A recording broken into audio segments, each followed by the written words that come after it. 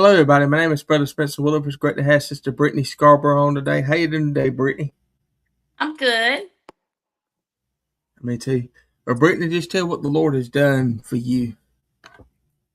Um, so I'm Brittany and I'm a recovering addict. Um, and what that means to me is early on in my childhood,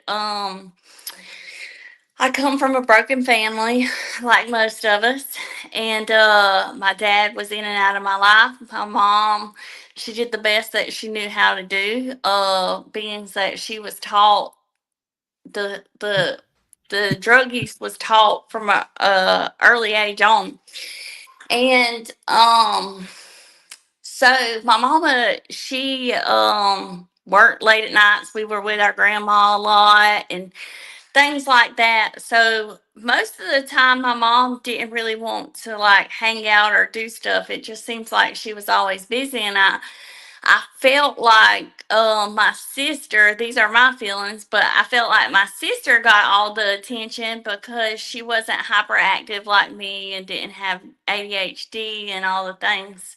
But so my mom, she was a partier. I had some good times, and the good times that I had with her were like on the houseboat, listening to MC Hammer and all my aunts and uncles and grandpa drinking on the houseboat. And,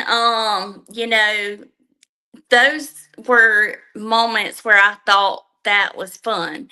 And, you know, um, my mom, you know, she was using, and I didn't really know. She had me in and out of the house. I didn't really know what was going on because I was at an early age, but those things stuck with me.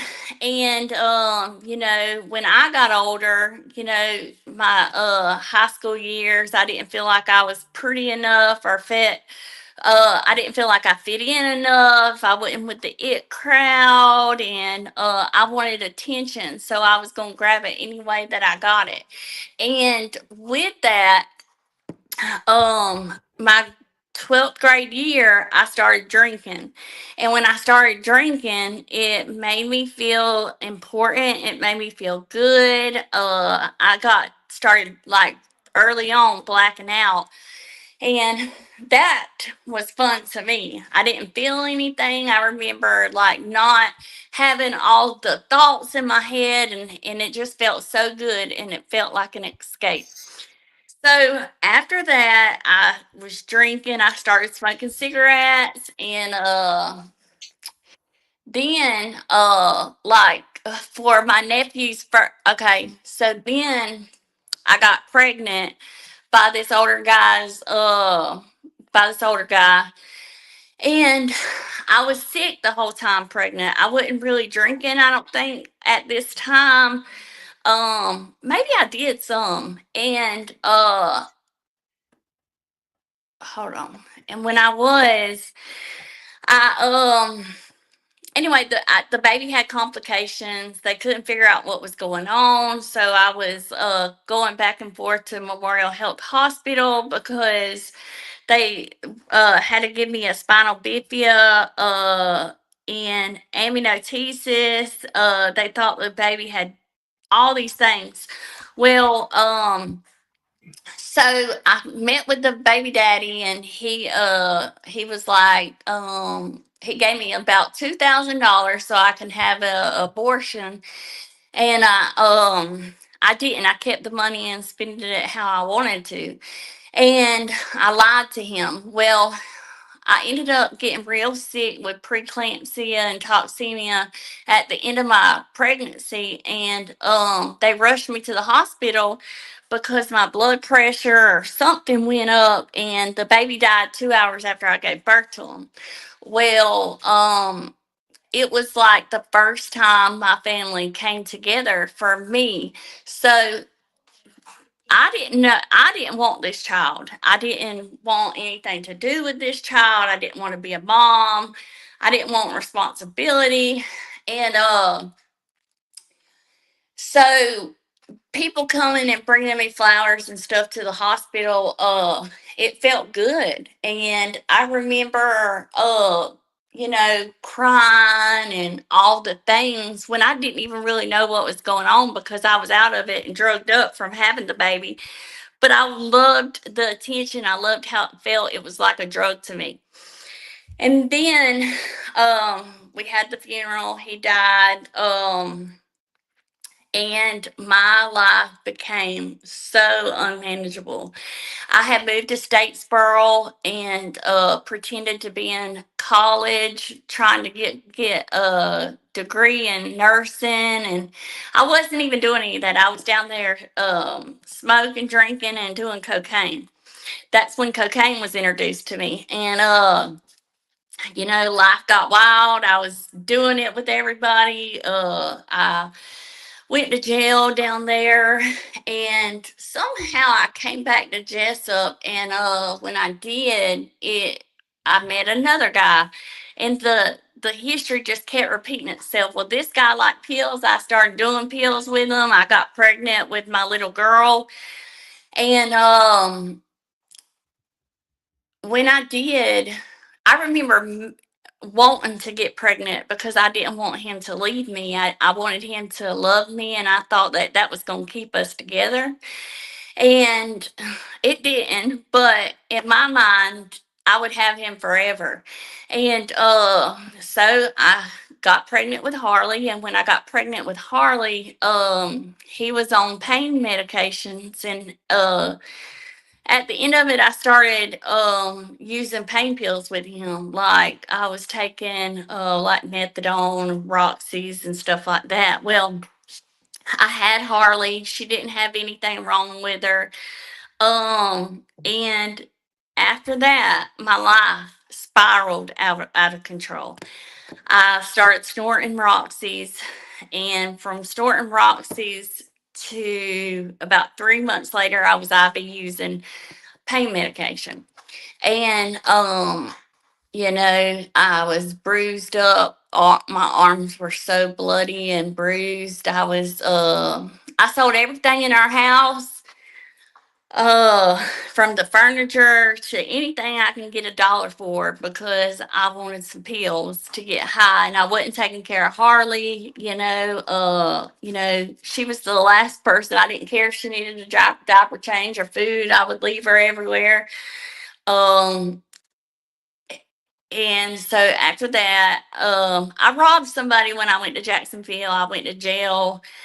um no, I went to I don't know how. I think somebody helped me with Harley at this time, or either I left her with my mom because I didn't want to take care of her, and I got pregnant again, and I didn't know I was pregnant, and they put me in detox, and when they did, they put me on methadone, and when I got put on methadone because I couldn't withdraw, I couldn't detox pregnant.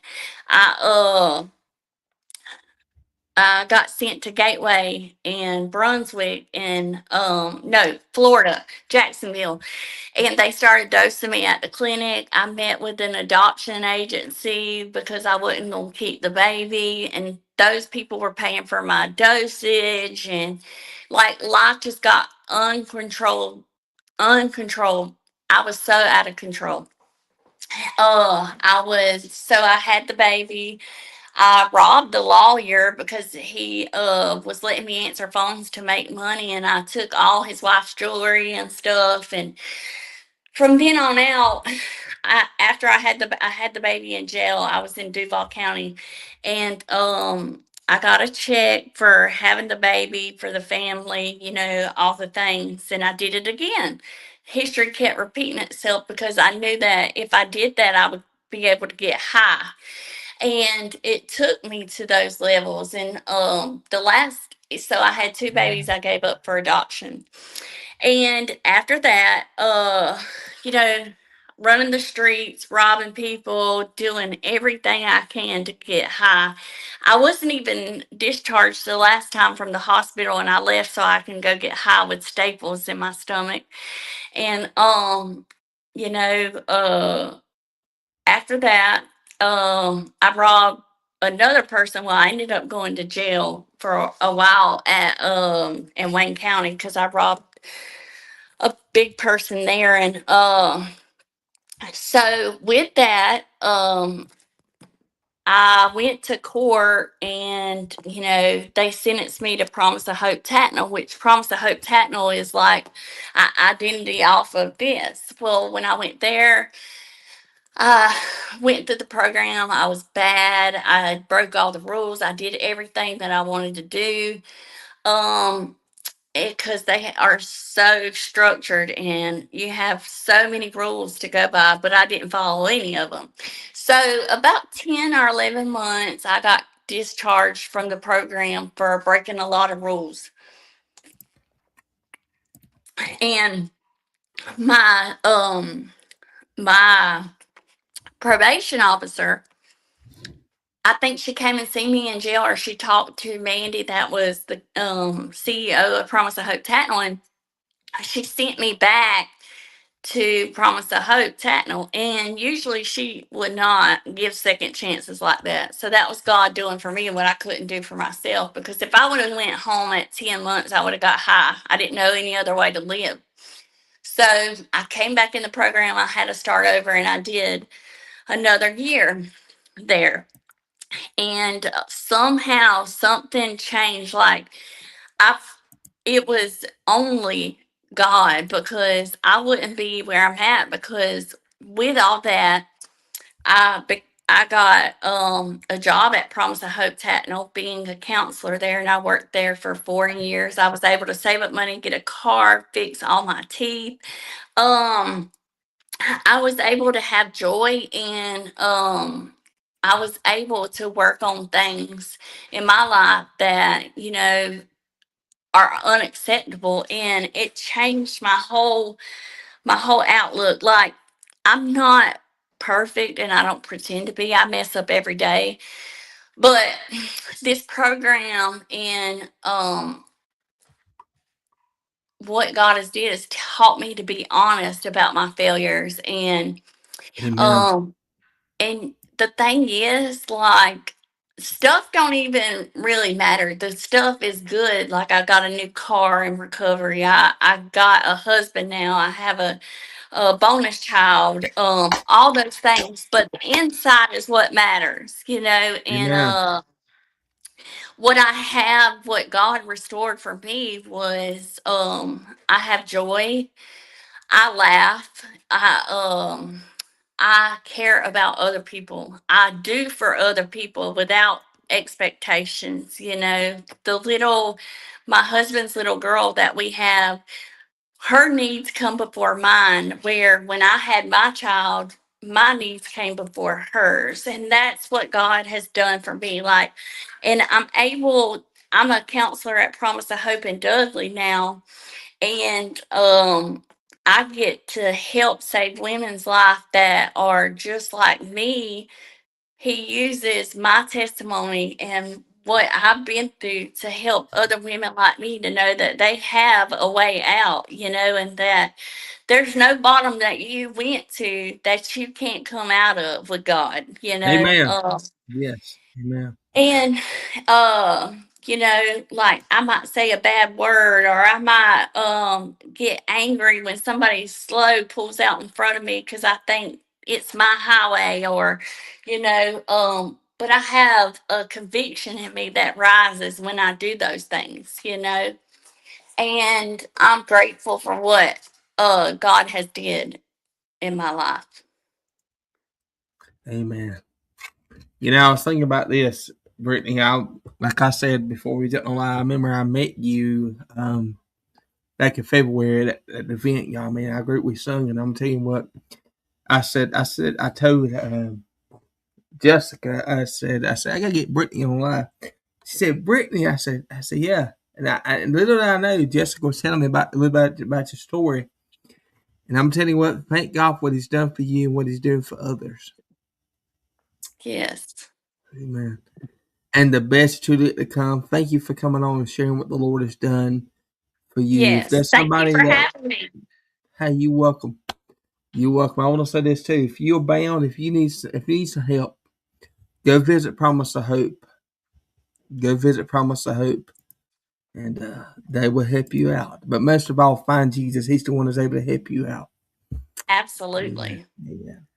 Well, thank you, Sister Brittany, and truly the best is yet to come for you and your family. Thank you. Have a good day. You too. God bless you. Bye bye.